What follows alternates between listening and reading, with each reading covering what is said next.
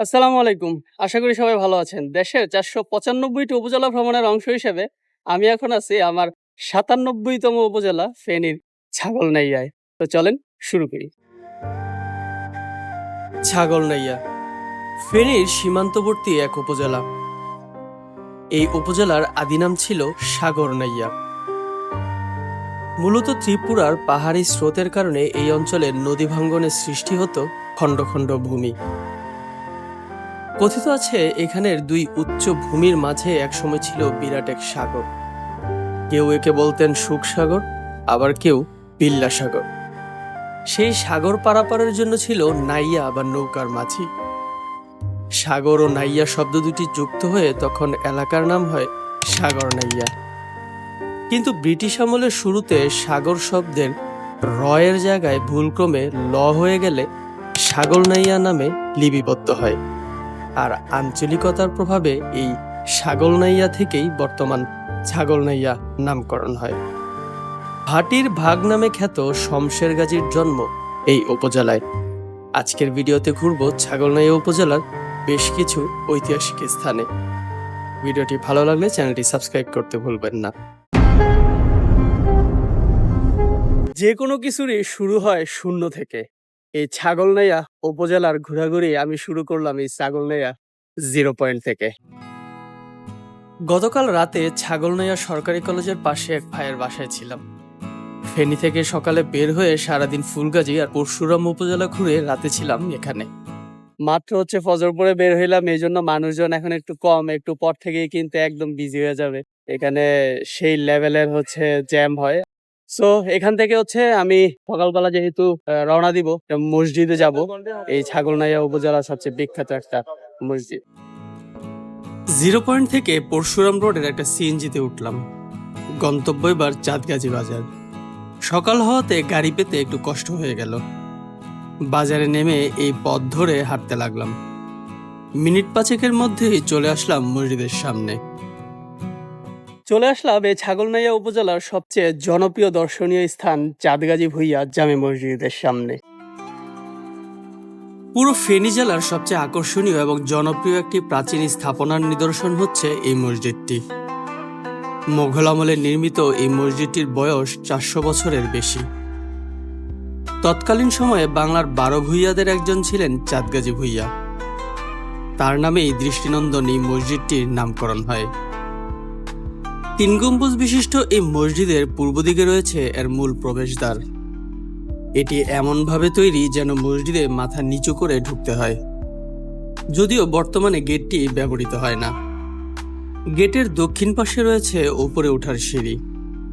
সিঁড়ি দিয়ে পাটাতনে উঠে তখন আজান দেয়া হতো। মসজিদের মূল ফটকে টেরাকোটার নকশায় আরবি ও ফার্সি ভাষায় কিছু লেখা রয়েছে। এর মধ্যে নির্মাণ সাল লেখা রয়েছে 1122 হিজরি। তবে দুঃখ একটাই যে অনেক সকালে চলে আসছি ফজরের পর। এখানে মসজিদের প্রধান গেটটা তালা মারা, এই জন্য মসজিদটার ভিতরে আর ঢুকতে পারলাম না, বা এখানে আর কাউকে পেলামও না যে মসজিদটা আসলে খুলে ভিতরে ঘুরে দেখতে পারবো। মসজিদের ঠিক দক্ষিণ পাশেই এই চাঁদগাজী ভূঁইয়া পারিবারিক কবরস্থান। মসজিদটির প্রতিষ্ঠাতা চাঁদগাজী ভূঁইয়া সহ এই ভূঁইয়া পরিবারের অনেকের কবর রয়েছে এই আঙিনায়। সুন্দর এই মসজিদটি দেখা শেষ করে আমার এখনের গন্তব্য হবে এই ছাগলনাইয়া উপজেলার একেবারে দক্ষিণের একটি জায়গায়। চাঁদগাজী বাজার থেকে আবারও ছাগলনাইয়া উপজেলার সিএনজিতে উঠবো।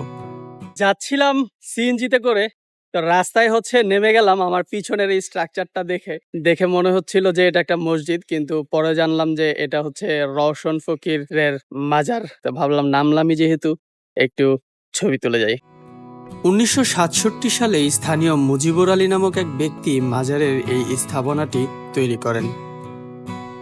মাজারের সামনে থেকে আবারও সিএনজিতে উঠলাম। উপজেলা মোড়ে নেমে এবার গন্তব্য ছাগলনাইয়ার একদম দক্ষিণে শুভপুর ব্রিজ। এটি মুক্তিযুদ্ধের স্মৃতি বিজড়িত ঐতিহাসিক একটি জায়গা। এখানে একটা ব্রিজ আছে যার নিচ দিয়ে বয়ে গেছে ফেনী নদী। এই নদী ফেনী ও চট্টগ্রাম জেলাকে বিভক্ত করেছে। একসময় এই ব্রিজ হয়েই কুমিল্লা থেকে চট্টগ্রাম যেতে হতো। তাই এই ব্রিজের দখল নিয়ে মুক্তিবাহিনী ও পাকিস্তানি বাহিনীর মধ্যে অসংখ্য খণ্ড খণ্ড যুদ্ধ হয়েছে। এই জায়গাটা হচ্ছে ছাগলনাইয়া উপজেলার একেবারে বর্ডার।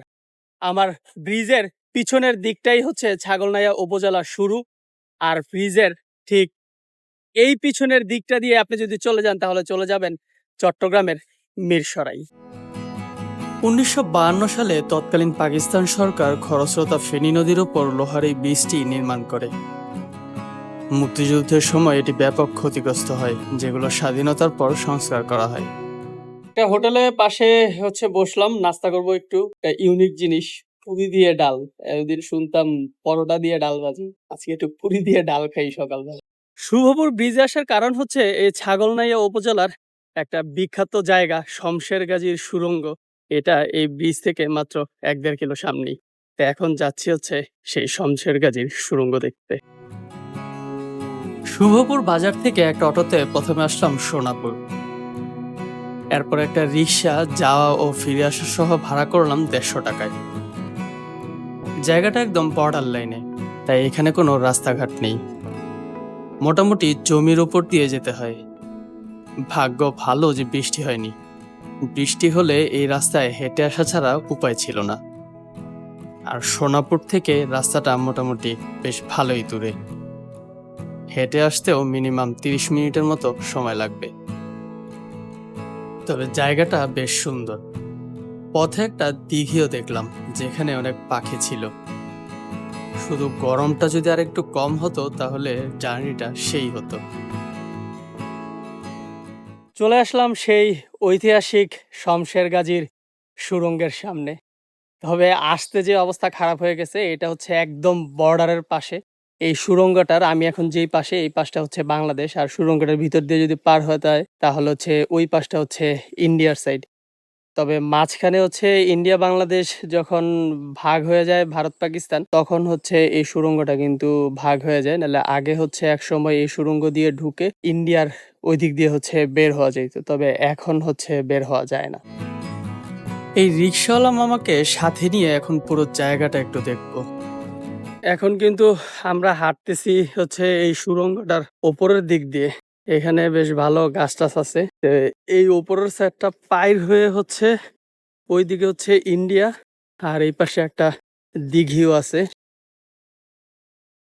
এই যে দেখেন, এটা হচ্ছে ইন্ডিয়া বাংলাদেশ বর্ডার পিলারটা। এটা হচ্ছে 2199। আপনাদেরকে আমি আগের ভিডিওগুলোতে দেখাইছিলাম 2160, 2177। তো এইদিকে হচ্ছে আস্তে আস্তে বাড়তেছে আর কি, বাড়তে বাড়তে চিটাগাং এর দিকে যাচ্ছে। এইখানে হচ্ছে বাংলাদেশের সাইড, আর ওই পাশে যে গাছগুলো ওগুলো হচ্ছে ইন্ডিয়ার। তো ওইখানে থেকে 150 গজ পিছনে হচ্ছে ওদের বেড়া দেয়া। সুরঙ্গের ওই পারে কি আপনারা যাইতে পারেন? না না, ওইদিকে তো ইন্ডিয়া না, ওইদিকে তো ইন্ডিয়া বর্ডার। ও আচ্ছা, বর্ডার। এদিকে আর কোনো মানুষজন কোনো কিছু নাই? না, এটা মানুষের চাষবাস করে। ও আচ্ছা, নর্দমা এটা থাকলে মানুষ আসে। ও এমনিতে কেউ থাকে না এদিকে? না না, এদিকে কেউ থাকে না। তো শমশের গাজীর সুড়ঙ্গ দেখা হয়ে গেল। মামাকে নিয়ে আসছিলাম হচ্ছে রিজার্ভ। আসলে এই জায়গাটাতে আপনি কখনোই হচ্ছে গাড়ি পাবেন না, রিজার্ভ নিয়ে আসতে হবে। তো শুভপুর ব্রিজের ওখান থেকে হচ্ছে আসতে হবে সোনাপুর, এরপরে হচ্ছে এই অটো টমটম দিয়ে হচ্ছে এখানে আসতে হবে। তো মামাকে আমি 150 টাকা দিব। এখন হচ্ছে একটু ছবি টবি তুললাম, একটু ভিডিও করলাম। এখন হচ্ছে আবার চলে যাচ্ছি, যাব হচ্ছে আমার পরবর্তী গন্তব্যের দিকে, দেখি কোথায় যাওয়া যায়। যাওয়ার পথে হচ্ছে এখানে একটা রিসোর্টও পড়বে, যেটা হচ্ছে শমশের গাজী বাঁশের কেল্লা রিসোর্ট। থাকার জন্য আর কি এখানে করা হয়েছে। যদি এখানে কেউ থাকতে চান তাহলে কিন্তু থাকতেও পারবেন। রিক্সা থেকে নেমে সোনাপুর থেকে অটোতে আসলাম শুভপুর। এরপর ব্রিজের কাছ থেকে আরেক সিএনজিতে উঠে নামলাম দারোগারহাট বাজারে। বাজার থেকে একটু হাঁটার পর চোখে পড়লো একটা মসজিদের মিনার। এটা বেগম জ্যোৎস্নারা কাশেম জামে মসজিদ, তবে স্থানীয়দের কাছে পরিচিত উত্তর বল্লভপুর বড় মসজিদ নামে। এটি নির্মিত হয় 2001 সালে। তবে আমি এসেছি এখানে একটা দিঘি দেখতে, যেটা এই মসজিদের পাশেই। চলে আসলাম শমশের গাজীর স্মৃতি বিজড়িত আরেকটি ঐতিহাসিক স্থান কৈয়ারা দিঘির সামনে। আমার পিছনে যে দিঘিটি, এটি হচ্ছে সেই কৈয়ারা দিঘি। ভাটির ভাগ নামে পরিচিত ব্রিটিশ বিরোধী বিপ্লবী রাজা শমশের গাজীর মায়ের নাম ছিল কৈয়ারা বিবি। তার মায়ের স্মৃতিস্বরূপ তিনি এই অঞ্চলে এই দিঘিটি খনন করেছিলেন। ৩০০ বছরের পুরনো এই দিঘি ঘিরে রয়েছে স্থানীয়দের মধ্যে অনেক কল্পকাহিনী। দিঘিটি দেখলাম এতক্ষণ উত্তর বল্লভপুর গ্রামে। এখন আমি যাব দক্ষিণ বল্লভপুর গ্রামে একটি মসজিদ দেখতে। ভর দুপুরবেলা কোনো অটো পাচ্ছিলাম না। পরে এই ভাই আমাকে দক্ষিণ বল্লভপুর নামিয়ে দিলেন। নামতেই চোখে পড়ল সুন্দর একটা গেট। গেট দিয়ে হাঁটতেই মসজিদের দেখা পেয়ে গেলাম।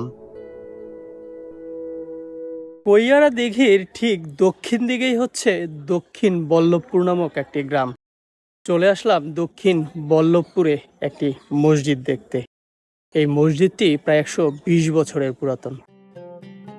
মসজিদটি নির্মিত হয় ১৯০৫ সালে, আর এটির প্রতিষ্ঠাতা ছিলেন বিবি মেহেরুন্নেসা খাতুন। তার স্বামী ছিলেন খান বাহাদুর রহিম বক্স।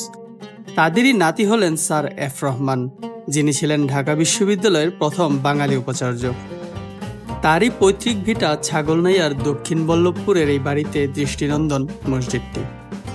বাংলাদেশের বেশিরভাগ প্রাচীন মসজিদগুলোতেই দেখা যায় মোঘল স্থাপত্য শৈলীর গম্বুজাকৃতির, কিন্তু এই মসজিদটি নির্মিত হয়েছিল ব্রিটিশ স্থাপত্য শৈলীতে। ১০৫ বছর পর পূর্ব দিকে মসজিদটি বর্ধিত করা হয়। আমি এখন আছি হচ্ছে এই পরের যে বাড়ানো হয়েছে এই অংশটাতে। এই যে আমার পিছনে যে গেটটা, এটা হচ্ছে মূল মসজিদের প্রবেশপথ ছিল যখন এটা নির্মিত হয়েছিল ১২০ বছর আগে। পরবর্তীতে এতটুকু বাড়ানো হয়। মসজিদটির পূর্ব দিকে অত্যন্ত সুন্দর একটি পুকুর, এখানে শাপলা ফুল ফুটে রয়েছে, দেখতে খুবই ভালো লাগতেছিল।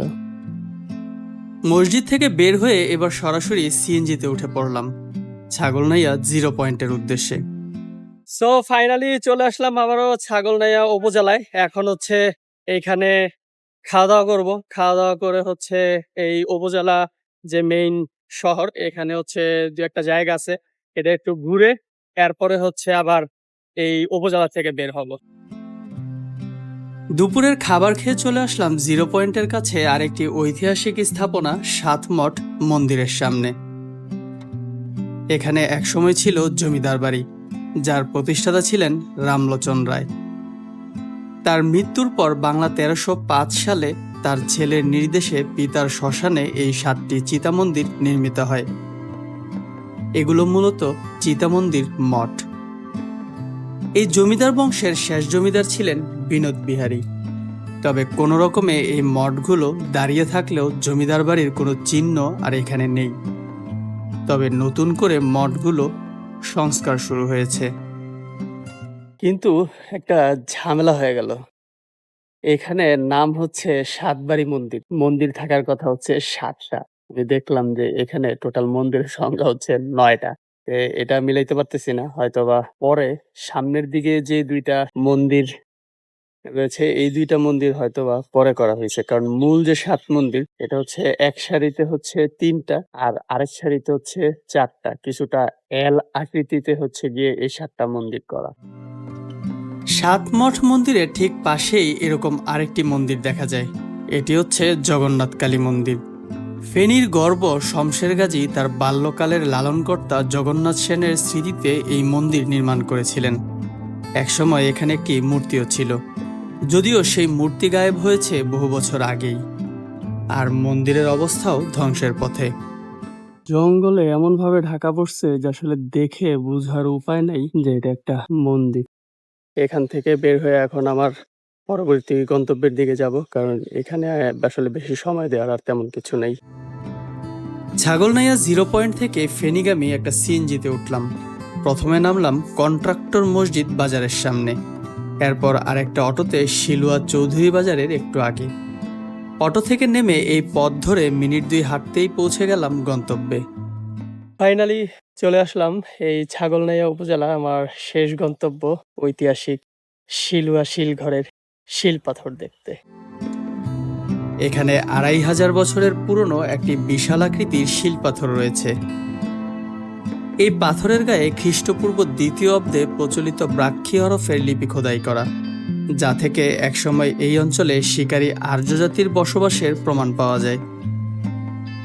কয়েক শতাব্দী আগে শিল পাথরটি উদ্ধারের কারণে জায়গাটির নাম হয় শিলুয়া। ব্রিটিশ সরকার এই পাথরের ওপরে একটি ছাউনি দিয়ে একজন দারোয়ান নিয়োগ করেছিল এর গুরুত্ব বিবেচনায়। সেই থেকে এটি শিলুয়ার শিলঘর নামে পরিচিতি পায়। এখানে নামাজেরও একটা জায়গা আছে, আর বিকালে ঘুরতে আসলে বাইরে বসে আড্ডাও দেওয়া যাবে।